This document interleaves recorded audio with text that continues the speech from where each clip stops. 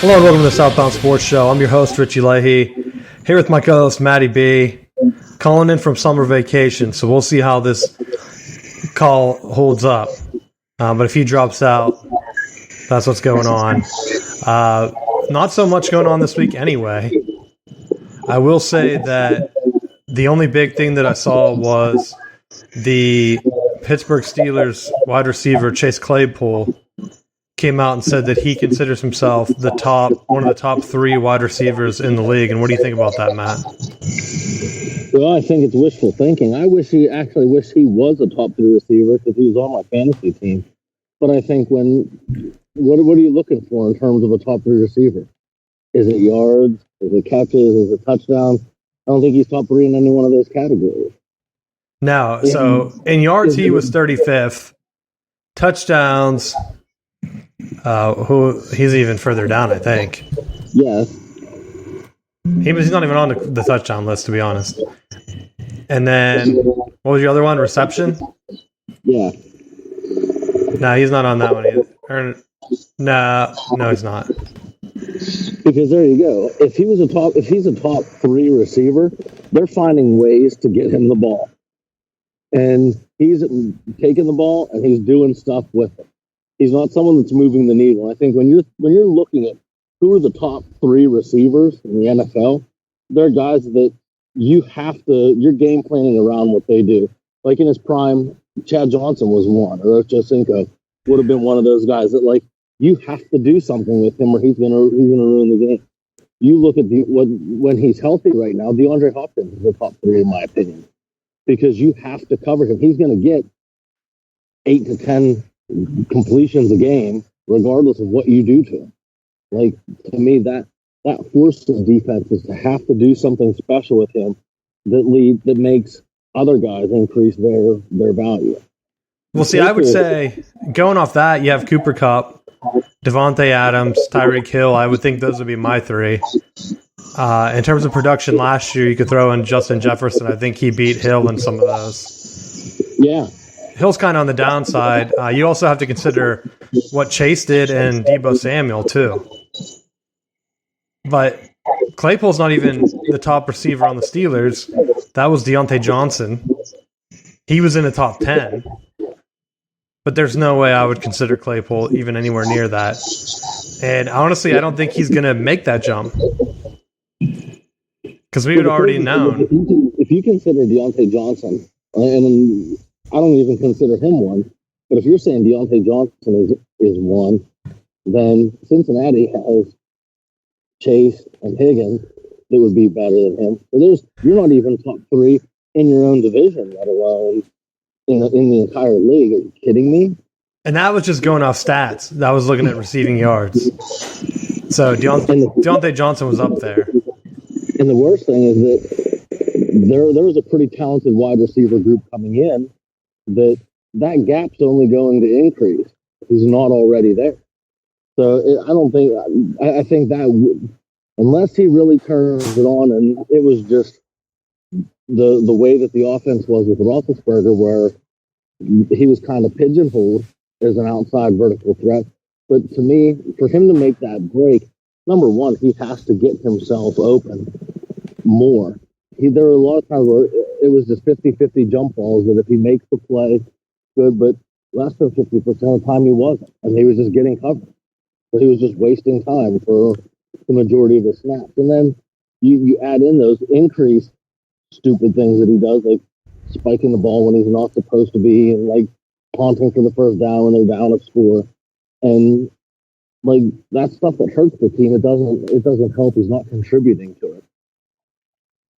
Speaking of stupid ideas and things that you do you have any restrictions on yourself for summer vacation? Because you know how some teams put in like waivers, like you can't go jet ski riding, can't do like race cars and stuff like that. Are you playing it safe this summer? I am always playing it safe because I have to. I can't be getting myself injured doing some nonsense. You could go jet skiing. Yeah, I probably could. I mean, at some point you're looking at your own skills. Like if you're going like mountain biking and things, I see people that can barely ride a bike in the road, try to go mountain biking, and they're like, guess what, I wrecked. It's like, oh, really? Not even surprised at that. So the term safe means different things to different people, I think. I would agree with that. I think for someone like me, I don't necessarily I'm at the point now where it's more about just spending time with the family. As long as they're happy, I'm happy. But if I was making millions and millions of dollars, I would probably be doing even less. You wouldn't be taking a boat out like Jose Fernandez? I would take my boat out after my playing days are over. It would probably be if I was a multi-millionaire professional athlete or professional period in anything, I would wait till I was done making money and then I would go do some crazy stuff. Do it while you're going crazy, when you're at your peak. If you lose coordination to play sports and stuff, then you start doing more risky behaviors. Of course, you're going to get injured. Well, that's one way of looking at it. But you don't want to be crashing your motorcycle and missing significant playing time. People get injured getting out of bed at your age. Oh, that hurts. Getting out of bed, you're breaking a motorcycle. What's the difference? At least do when you have a fast recovery.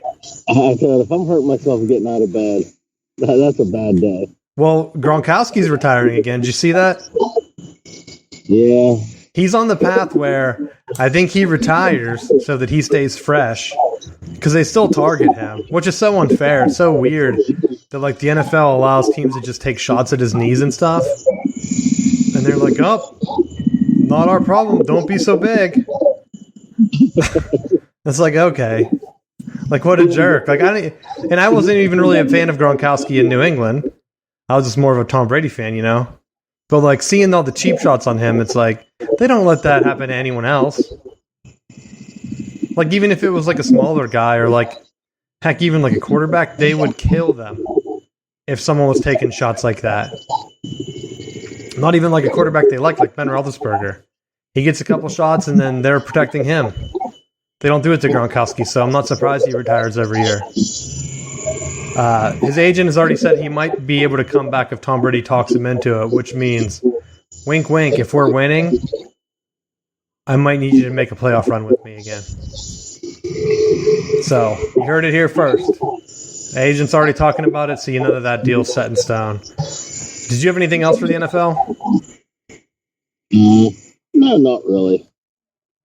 This might be our quick summer show. I wanted to break into the NBA Finals, which I will tell you, Matt, that Michigan's not winning the national championship now. No, because I already said on the show last week and the week before, my plan did not include the Celtics because they didn't win in the 90s.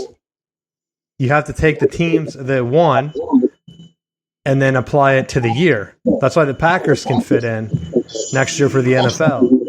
It might not. It might not be them. It might be another hockey team. But right now, the Avs are keeping that running. I was disappointed in the Celtics. The same things I told you going in. I didn't think they're going to win. Relied too much on the 3 ball. They were like 4 for 12 again. It's like, okay, great work, guys. And then, not even attacking. You hear all this stuff about like how Tatum's going to be the next guy, how Brown's going to be the next LeBron, and it never happens. So seeing Steph win it, though, that's something big for me because I've been one of the ones ripping on LeBron all the time. Like, you're jumping teams, you're putting together all these superstar teams. Steph could have ran. He could have ran out of Golden State. They had issues the last couple of years, but he stayed. Yeah, he wasn't playing. That was the issue. Well, Clay was hurt, too. So it was kind of like they were both kind of out at different times, wasn't it? Yeah, but, I mean, between the two, Curry I think, is the lightning rod that moves that team. So you're saying he's the Scottie Pippen of the Bulls? Yes, exactly. Because that would be Michael Jordan for sure. So I would say that with him being out and Clay going through the things, they could have went to different teams. Hell, they lost Durant. Remember the narrative on him? Like, oh, they're only winning multiple because Durant came. He left. Yeah. They filled him in with Jordan Poole from Michigan that people were like talking trash on. I told you watching the game, it was hard to watch. Like if you were family members with him, the announcers ripped on Jordan Poole's defense the entire time. It's like, hey, how about you single something else out? They're like, well, at least he's making some points because his defense is atrocious here. It's like, it's not like the Celtics are scoring; they're just jacking up threes. So, like, I was baffled. I'm like, where's this offense that the Celtics are getting on Poole? Because I'm still waiting for it here, buddy. And so that didn't happen. Poole kept hitting threes, hitting buzzer beaters. People were like, hey, I'm surprised that Poole hit 2 buzzer beaters. So I'm like, he hit that buzzer beater against Houston in the NCAA tournament that kept Michigan alive the one year. Like, the dude hits game-winning shots. Some people have that. Some people don't. He's not afraid of the big shot. So for them to bring in other guys like that, coach them up. Like, Steve Kerr did a great job with that team. He could have kind of did whatever. Now he's the most decorated Bull. Did you know that? I did not know that. I mean, he was on all those teams with Jordan, and now he's a better coach. Jordan's like a worse GM / whatever. I would think that Steve Kerr would be the guy, right? Maybe it was Steve Kerr all along. Maybe it was. They talked about how he couldn't get past the bad boys. I don't know. Was Steve Kerr on all those teams? I don't know. I have to go back in time. But that's my final thing. The Celtics did not count in my predictions. So I don't know how people are texting me that. Their prediction's still alive. It's up to the Avs. The Avalanche has to win, and then it opens it up for next year's teams, which right now I'm leaning towards the Packers, hopefully, as an owner myself. So we'll see what happens. Did you have anything else for the NBA? No, just I thought that the Celtics were going to have a little more firepower, and as soon as they started shooting threes, I was like, oh, here we go. Yeah, I told you, watching them shoot threes was embarrassing. They don't even have any good three-point shooters, really. So it's like you're trying to shoot threes against the best three-point shooting team of all time. If you had like a Ray Allen on your team and you're going shot for shot, that I understand. But like you have guys that are being compared to the game that LeBron has. LeBron's game is not shooting threes. Ever. It's never been that. He's awful at shooting. Right? They blamed it on his muscle tightness and all this other stuff back in the day. So, that's what I'm saying. If Steph can keep it going and he wins another 1 or 2, or who knows, it'd be funny if LeBron's prediction of like not 1, not 2, not 3, if it was actually Steph Curry with the Golden State. Because I don't mind them winning. It seems like they're doing it the right way. So maybe he'll get a couple more in, which would then just put them over the top in my book. Going to the Stanley Cup Finals, the Avs, my prediction, I told you, they've been looking good until last night. All out of sorts against the Lightning, which you can never count them out. They're back-to-back Cup winners. So, in terms of like the Penguins, right? They didn't get 3 in a row, did they? They were one of the first back-to-backs in the Cup era, right? I remember us talking about that. But I want to the Cap era, I mean, not the Cup. But I think they lost the first one and then won the next 2. Yeah, so they had a chance. So Tampa Bay right now, and you could say COVID year or whatever, but their team core's been there. They're close. They're down 2-1 right now. They can easily go on a run and close it out. I think the Avs have too much firepower, which is why I'm sticking with my prediction. But you had a couple multi-goal wins. If you're a betting man, maybe you bet on Tampa Bay at home. Maybe it goes all 7 games, which I think the Avs have home ice. They've been waiting to pay it off, but at some point I think you need to have those guys that have that experience. Golden State had it in basketball. Now Tampa Bay clearly has it. So for the Celtics, don't keep your heads down. Now's the time to build on that. You guys are still young. Take that. Try to come back. Don't do anything drastic. You probably lose Horford. He seems like he's how old, and they lose him every couple of years or whatever. Try to bring other guys in and build a winning culture. And then you can go on a Golden State run. You just need to be the guy that can take those shots and just keep hitting them like Steph did. Because I talked about how Boston won the one game while he was down. And you can do it now. The Avs last night, man, pulled the goalie because he wasn't getting good looks. And it was just bad night all around. So they need to just shake that one off. Can't let that game get in their head, because if they get down 3-2 to the Lightning, I think it's over. I'm sticking with my prediction now.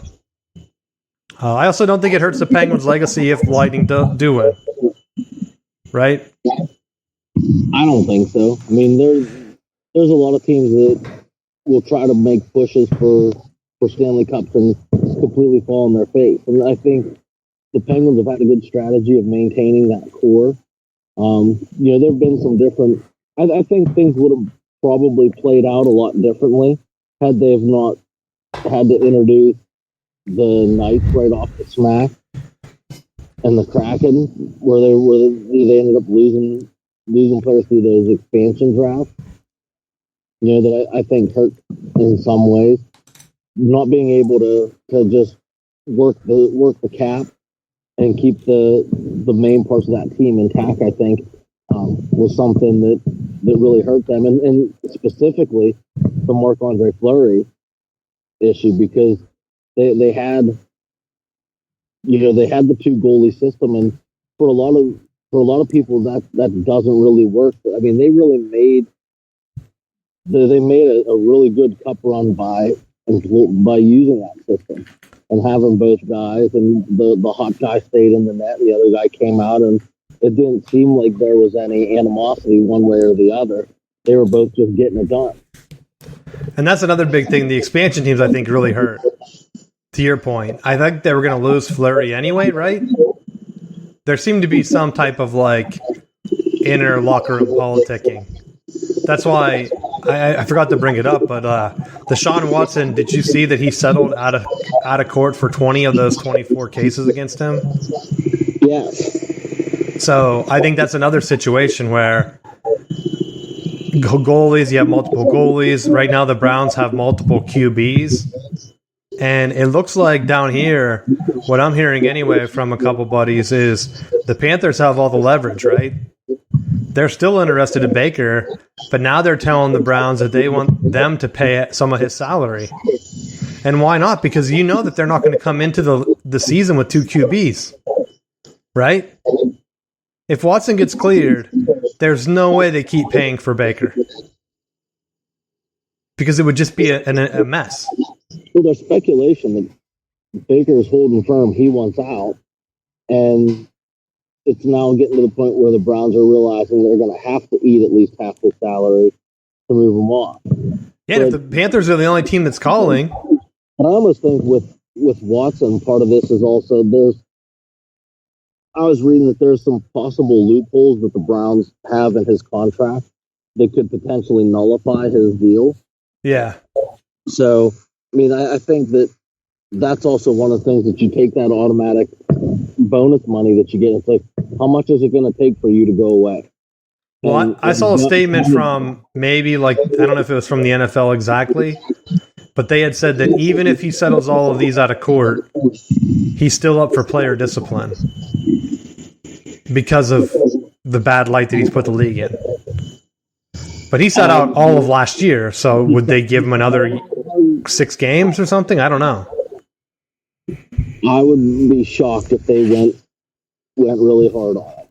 If he's able to settle all of them, which I did see a statement from the first girl, which she said that the very first allegation she hasn't settled, and she said that she's still fighting it because she doesn't want it to happen anymore or something like that.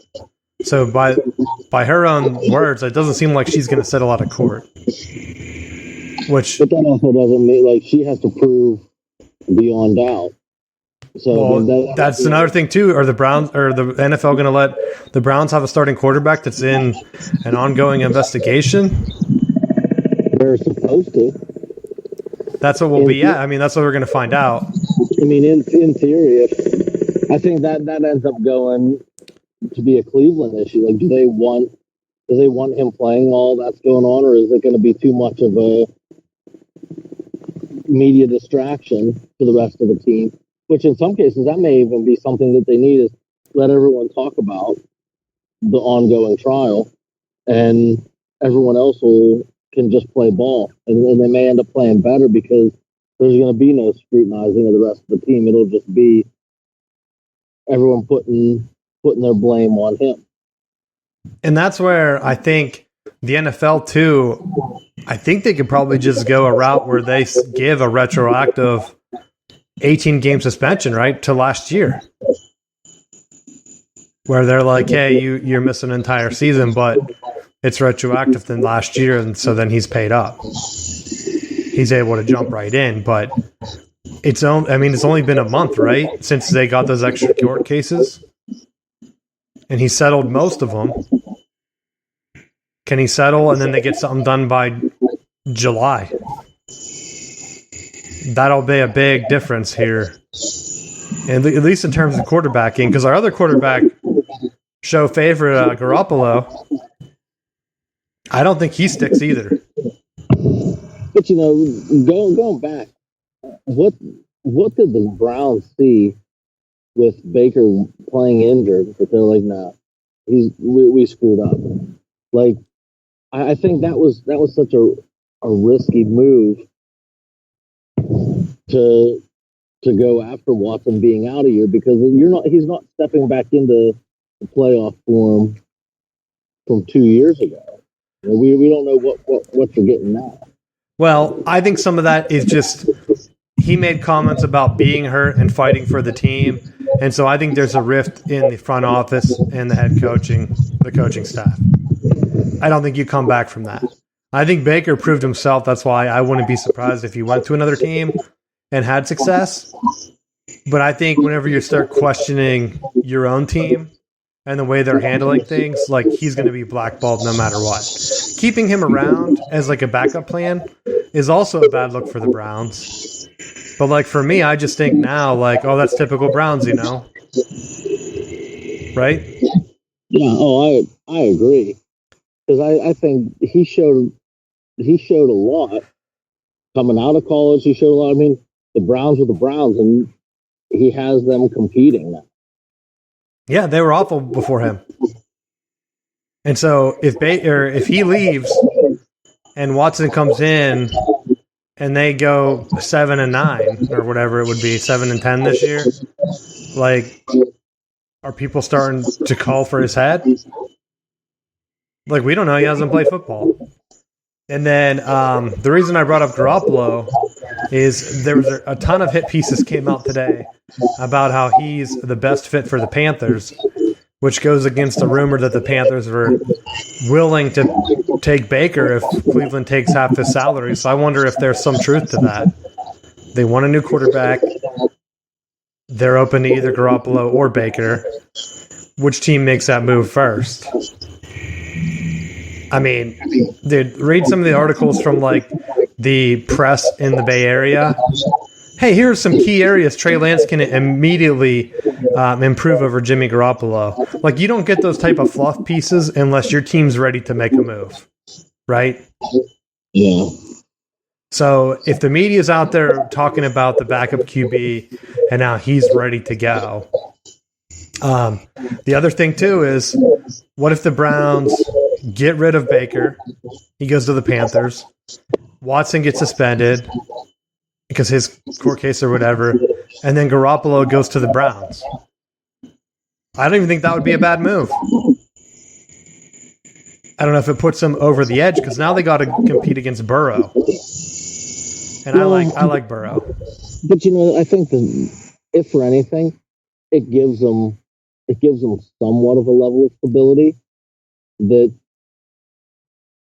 if with all the stuff with Mayfield now, I think that they created an absolute nightmare. They created their own worst situation, because now there's no sense of loyalty that you went out and traded for somebody else to replace me after that I played half the year injured when I could have just shut it down and we tanked. Well, I'm not saying that there wasn't more tanking involved with him playing injured, because it wasn't like they set the world on fire.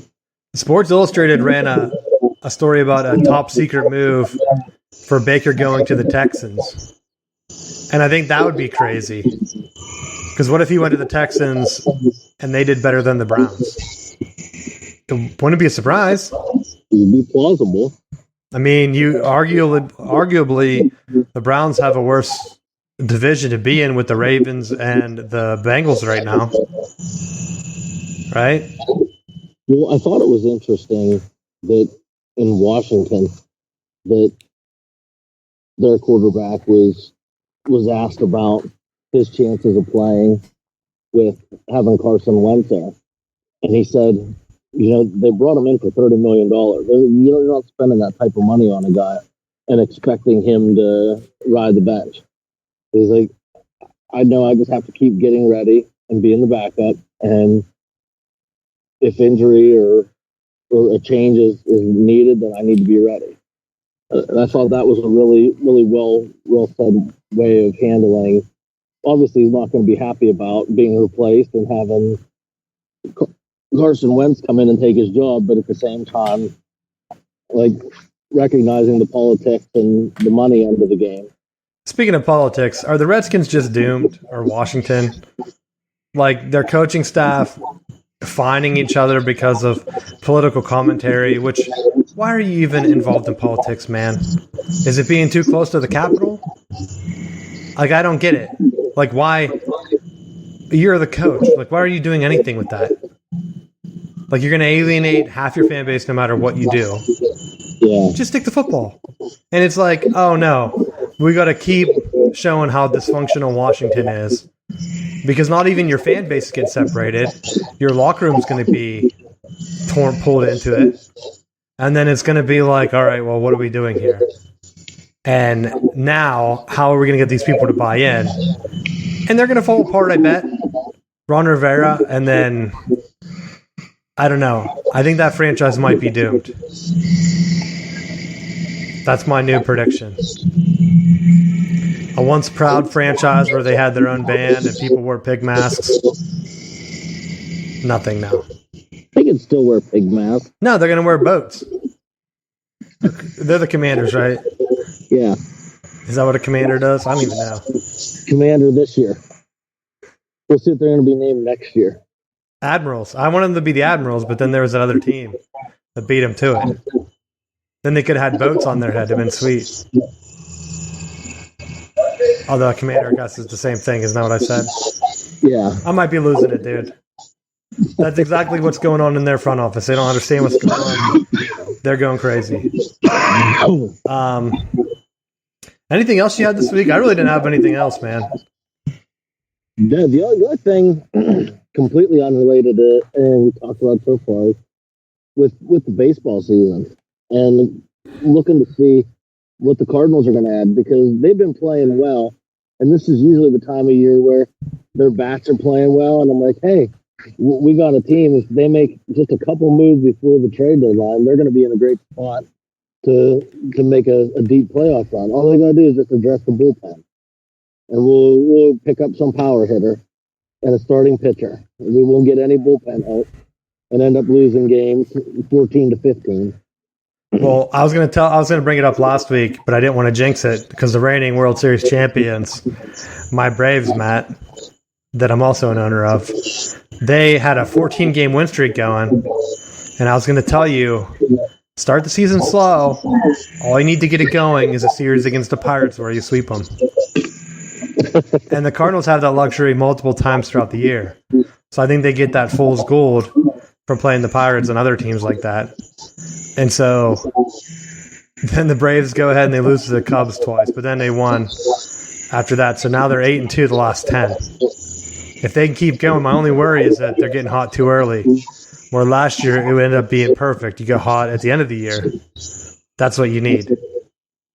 But to your point, making the deals, I'm still baffled with the Dodgers signing everybody, paying their fines, like, hey, too bad, we're going to be the Yankees now. And then the Yankees doing the same thing, like they're battling over free agents, and then they both have, I guess the Dodgers aren't better than the Mets right now, but the Mets are another team.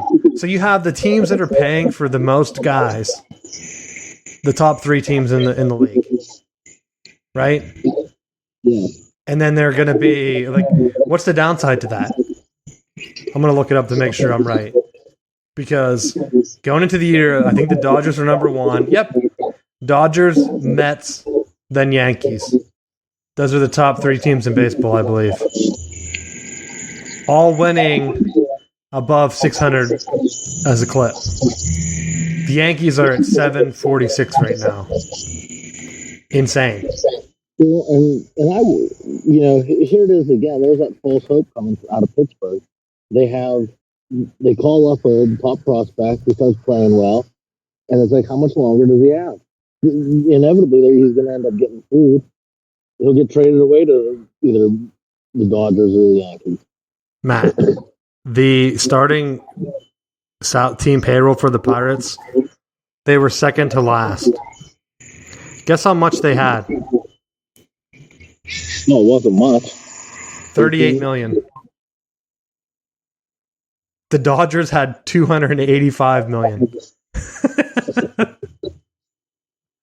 How do you even? But see, like, I look at that. That's a huge gap.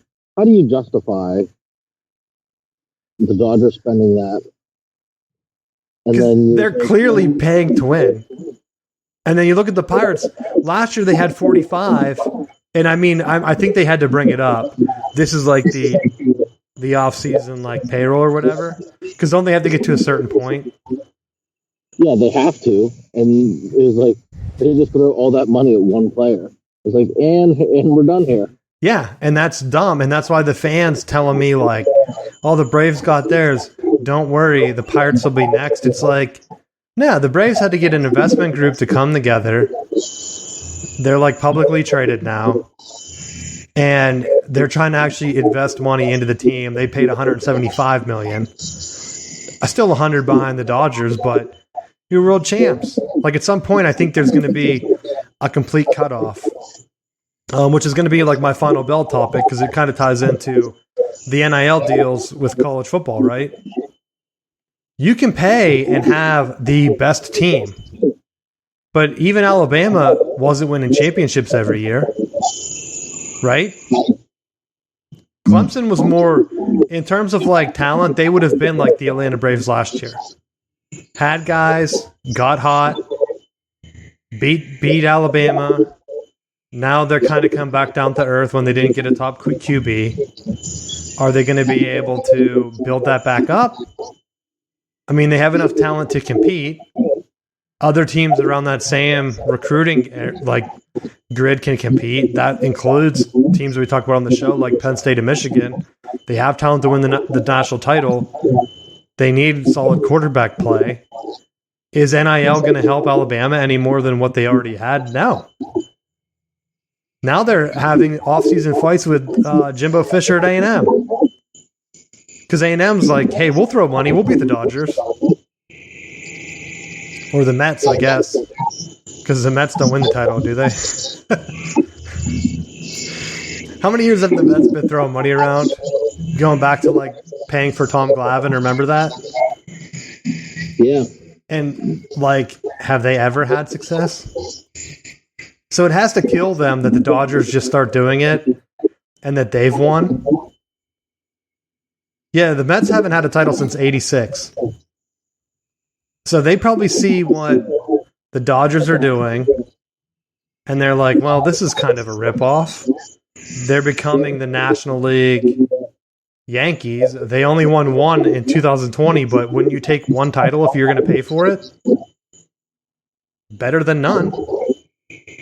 Right? I would wonder how much of a bump now you would get from pushing to get a championship now and get the bandwagon fans because of all the extra social media stuff that goes into that. You mean for NIL? Yeah. I didn't know if you meant for baseball. Because do they share some of theirs? But with baseball too. Like if you're looking to go all in and just push for a couple players to get you that World Series. Yeah, but the Pirates, Matt, the Pirates have a ton of advantages. They have Pittsburgh, which everyone considers a sports market. They have a cool mascot. People love the pirate stuff. And hell, they were even going really big with the Pirates of the Caribbean. Did they take advantage of that? No. Very easily could have had some tie-ins, Talk Like a Pirate Day, all that stuff going on. They get the TV viewers. They were like top 4. Did they take advantage of that? No, they signed a piss poor TV deal like they're in the Pac-12. Like, yo, what are we doing? Oh, we don't need that money. How are we going to be at the bottom of the payroll if we have more money than what we need? Like, come on, guys. So, some teams like the Reds, that's not a cool mascot. What young kid's going to see a red and be like, oh, I like Reds. I like the color red. But people will be like, no, I like Pirates. They have a bunch of built-in advantages. They just don't take advantage of it. With social media, being outside of Pittsburgh, that's not a big deal anymore. A lot of people like the Penguins. A lot of people like the Steelers. They've kind of gone national. The only other team that hasn't is the Pirates. I still see tons of Pirate hats around here in the South. I don't know why. Do they just like Pirates? Because they don't like the team. I'll tell you that. No one does.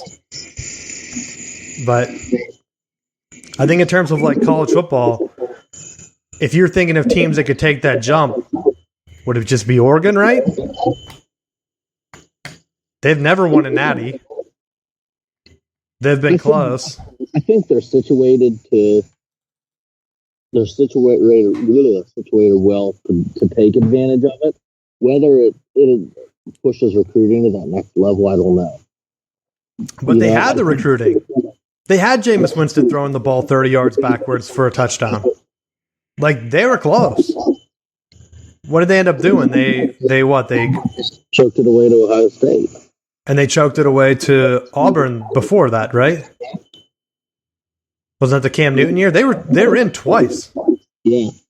So, like, in terms of, like, the Nike money, either Phil Knight's going to pay it, or he has to be old at this point. So, if he goes the way of what T. Boone Pickens did at Oklahoma State, are they done at that point? Are they going to be begging to get the Big Ten money? Because, like, I would think that if the TV deals keep going as they are, and USC's boosters are buying recruiting classes like for Lincoln Riley, and that doesn't pan out, do they try to put together a Western block and say, screw the alliance, we're joining the Big Ten, and we're going to be just have 2 gigantic conferences that are better than everyone else? It just really depends on how that shakes out, I think. Because right now, I think you have if the Nike CEO is working with the coaching staff, and you're like, okay, what is it that you need right now to compete at the NCAA level? Because realistically, there's only a couple positions that you really need to have stellar players, and you're gonna compete at a much higher level. Like when you look at Auburn, they had Cam Newton and were able to make that push. I mean, it wasn't national championship level, but when Baylor was on the rise, they picked up RG3 and was able to ride on his coattails to at least conference championship and get that national recognition. So, I mean, when you're looking at, all right, do you have the quarterback? Okay. Do you have that receiver / running back, that skilled player to feed into? You know, you can start utilizing those NILs and saying, all right, we're gonna go after this recruit, and now you're starting to funnel that money directly to it. So how much is it going to take to sign this top projected running back? Well, and I think that's where it's going to help a program like Oregon or a USC to maybe take another bump step compared to an Alabama that cherry picks year in and year out who they want. I mean, they say these are the guys we want, and then everyone else just gets the rest. But you also have to balance the roster too, because like I saw an article today about Ohio State being in the best position for NILs, and yet they signed their 8th top wide receiver, and it's like, okay, you guys are only signing wide receivers at this point. Like, don't you think you should be focused on the offense and defensive line after getting destroyed by Michigan last year? Right? I would say yes and no to that, because one of the things that you can do is you can take that wide receiver, and if you're not panning out but you're showing physicality, you can flip them to a defensive back, and now you're getting two birds with one stone. Yeah, but you still need to win in the trenches. It's almost like in a Falcons approach. Hey, we're just going to keep going in on offense. That's what Ryan Day's known for. Like last year going into the season, I saw tons of articles about how Ryan Day's offense was about to win a national championship and shift college football forever. And instead, they're in these shootouts. And even whenever, like against Michigan, they were moving the ball, but they couldn't find the end zone. And then immediately Michigan would get the ball and run right down their throat. And the game was nowhere near close. I mean, it was close and kind of scored, but they had no chance of stopping Michigan. I think Hassan Haskins had more touchdowns than Michigan had third downs. Like, that's how close the game wasn't. And at that point, it's like, all right, you can't even get them into third down. But yet, I think that's where, as a first-time head coach, yeah, you're able to compete at that level because Ohio State has that great in-grounds with NIL. Build a balanced roster. That's on the head coach, right? I mean, yeah. That's what everyone's complaining about A&M right now. Hey, number one recruiting class, but is it enough? Like, did you get the key positions? Were you able to get pass rushers, like cornerbacks, or are you just all in on like a couple of like linemen or whatever? Who knows what's going to happen? Like, Georgia was getting top classes every year that were more balanced than what Ohio State's been pulling in. And so, like, I mean, you can't say that Ohio State's been getting better classes than Georgia. They haven't. So if Georgia goes on another run again next year, and Ohio State's the Big Ten rep, are their offenses going to be enough to be unstoppable? Because I don't think that there's really been a team in college football, like thinking of Oregon too, because Oregon went the offensive route, where you have the high-flying offense. It always seems to be, nope. You had the high-flying offense in like the mid-2000s, Ohio State, and guess what? You ran into Tim Tebow's slow-prodding quarterback pop-pass offense, and you lost. Twice they got killed by him. And then Oregon, same thing. Hey, we're going to outscore you until we run into Cam Newton's slow, just power, half-running offense. And they couldn't score enough because you couldn't stop them. So the only team that maybe LSU, right, with Burrow. Even the other high-scoring offenses that Lincoln Riley put together, they never won anything. Yeah. And they were kind of built the same way, where everyone was kind of like, oh, yeah, keep getting offensive guys. Great. I don't think the Pac-12, or not the Pac-12, I don't think the Big 12 really cared at that point. They're like, sure, we'll take an upset every once in a while. So that's what I want to see, too. Because if you're throwing NIL money out there, who's going to get the most of it? The flashiest guys, right? Yeah. The line is going to be the guys that win you the games, though. Oh, absolutely. And I've said time and time again that's if you can't recruit, and that was where one of the downsides of Florida State. They went from their entire offensive line on that national championship team went to the league to they couldn't get a decent offensive line recruit in the building. And you know, when you can't recruit the guys in the trenches and have depth there, you're going to get run right off the field, and you see it consistently in college football. The trenches are going to win it, and if you don't have it, you're in for a long game. And some of that too, like, yeah, you're getting all these offensive players. Looking at Ohio State, their recruiting class is still ranked fourth behind Georgia, Alabama, and A&M. Do you think that they're only getting wide receivers at those other schools? No. So if you meet them in the playoffs, what's going to happen? But I think that's where some of this is a chess game that's being played on like a three-dimensional board. because, yeah, each cycle you're going to want to recruit offensive linemen. But let's just say you're recruiting against Ohio State and Alabama and A&M, and they just pick the top 6 offensive linemen. Well, if that next tier of offensive linemen isn't worth a lottery ticket, then even though you should be investing in your offensive line, if that next batch isn't worth it and you're just able to sign better wide receivers or running backs than those guys, on paper it looks bad, but what's the alternative? I'm going to invest all this money in these guys that aren't going to pan out, invest all that time, and then potentially lose out on other areas of need. I mean, I think the mindset becomes you fill those positions as you can, and then you backfill on the back end. Well, someone has to be coaching too. Like the coach has to say, like, no, I'm the offensive guru. You can come here. I'll get you in the league. I mean, they had 2 first-round wide receiver draft picks, right? I think and maybe some of that's also the development of the transfer portal too. Can you take advantage of a guy that does a one and done and is looking to play or boost their stock, so they want to play in a more power scheme, or they're going from power to spread, and they want to get into more zone principles to have more draft film. Well, one of the rumors, they were actually using that in recruiting too, because like they were saying, hey, you can come to Ohio State, learn from a great offensive coach, and if you don't play, transfer to Alabama and then win there, because they had that guy that did that. So it's like, all right, great strategy. I don't know why you'd be telling others to come to your school and then if you can't be on the field to just transfer, but who knows? I think some of the big time, like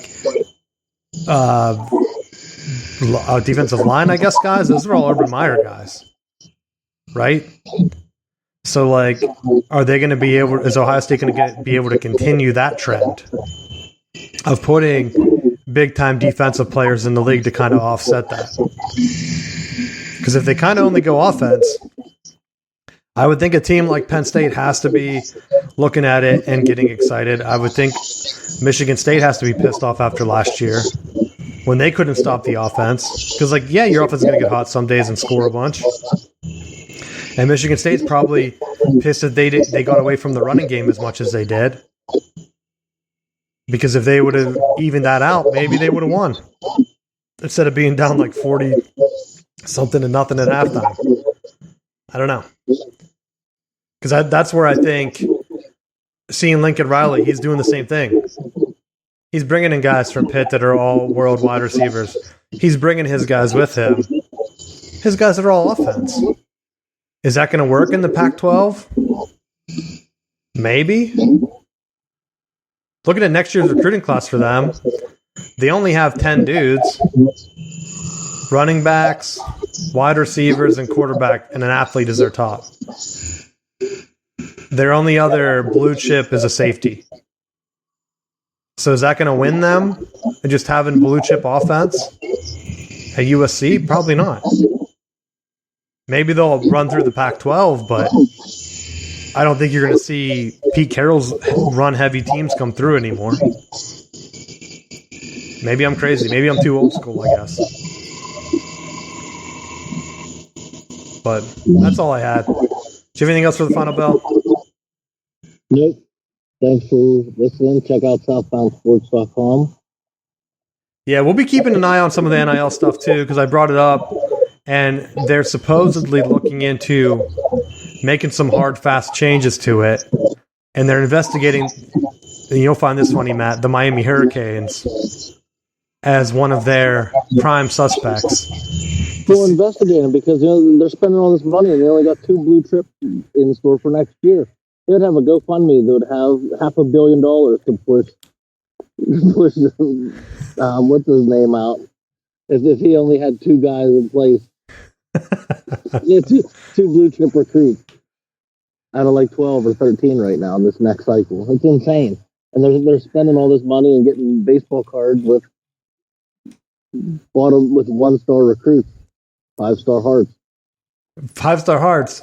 Hey, you never know. They'll start to come around late. I think, after Harbaugh's thing with the NFL, Michigan only has 2 blue chips signed up right now, but it's still early. They don't have that many guys. So you win.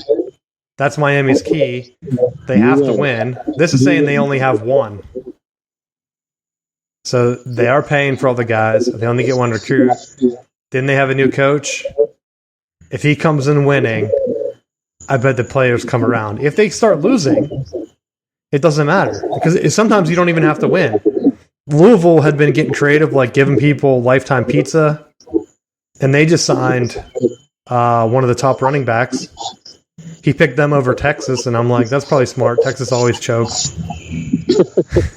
At least you can get the free pizza, Matt, for life. So that's all I had. Thanks for listening to the show, and we'll see you next week.